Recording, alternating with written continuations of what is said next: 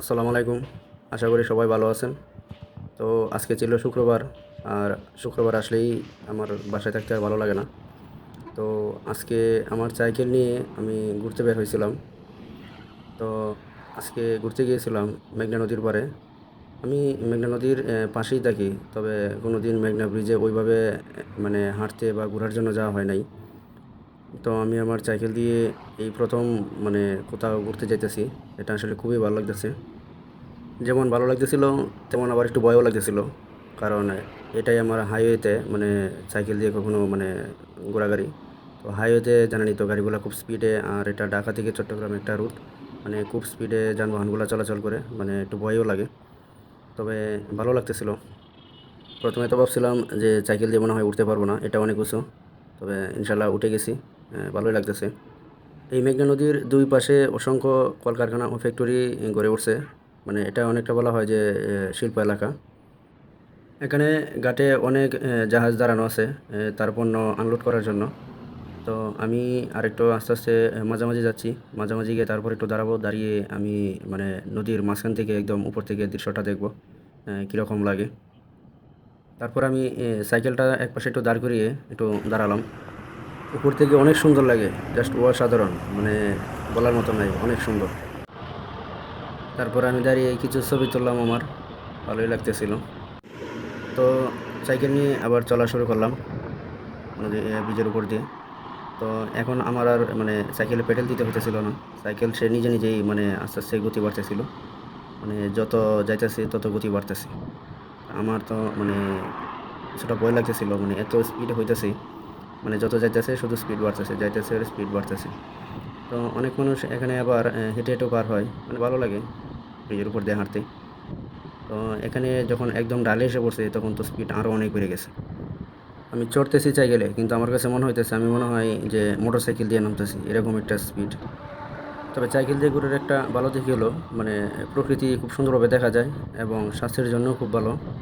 তো আমাদের সামনেই হইতেছে জামালদি বাস স্ট্যান্ড। তারপর আমরা চলে আসলাম মেঘনা ব্রিজের মানে পাশে আর কি। ও নিচ দিয়ে একটা নদীর ধারে রাস্তা গেছে। তো রাস্তাটা অনেক সুন্দর।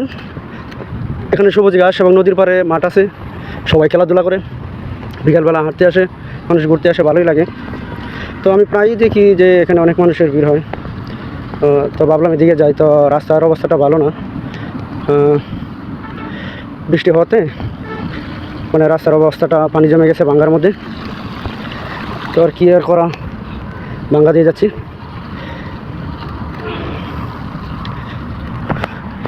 এই যে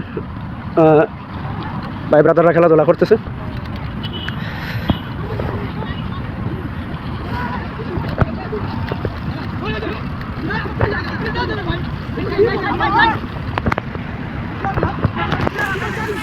দেখতে পারতেছেন সামনে নদী দেখা যায়।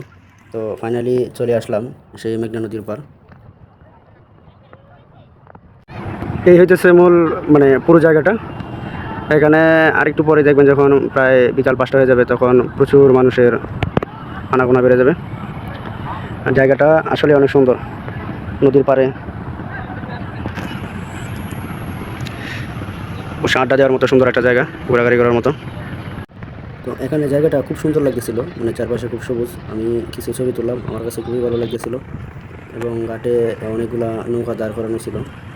তারপর হঠাৎ করেই বৃষ্টি নেমে আসলো। তো আর এই বৃষ্টির মধ্যে কোথায় যাওয়া যায়, তো আমি খুব মানে তড়িঘড়ি করে ব্রিজের নিচে যাওয়ার জন্য চেষ্টা করলাম। এখানে অনেকে যেমন ঘুরতে আসে, আবার অনেকে শখের বশে মাছ ধরতে আসে, আবার কেউ পেশাদারও আছে। তো এক ভাই মাছ মারতেছিল, তো ওনার মাছ মারা শেষ। তো আবার কিছু মানে দর্শনার্থী যারা ঘুরতে আসে তারা নদীর পানিতে খেলাধুলা করে। তো সবচেয়ে সুন্দর লাগে যেটা নদীতে যখন মানে ছোটো ছোটো মাছের নৌকা মানে খুব দ্রুত গতিতে যায়, খুবই ভালো লাগে, অসাধারণ একটা দৃশ্য। এখানের মূল আকর্ষণ যে জায়গাটা, এটা হলো সেই জায়গা, মানে ওই সময় বৃষ্টির জন্য দাঁড়াতে পারি নাই। তো এখন বৃষ্টি শেষে অনেক এই ঘুরতে আসছে বাইক নিয়ে। নদী পাড়ের সবচাইতে সুন্দর যে সময়টা সেটা হলো যখন সূর্য ডুবে যায়, তখন এটা দেখতে খুব ভালো লাগে। তো আমি সাইকেলটা নিয়ে দাঁড়িয়ে দেখতেছিলাম। তো আবার কিছু ভাই ব্রাদার নদীর পাড়ে বসে গিটার দিয়ে গান বাজাচ্ছে, নদীর পাড়ে বসে আড্ডা মারতেছে, খুবই ভালো লাগতেছিল। তো এই হলো আজকে আমার ভ্রমণ। আপনাদের কাছে কেমন লাগলো অবশ্যই কমেন্ট করে জানাবেন। আর চ্যানেলটি সাবস্ক্রাইব করতে ভুলবেন না।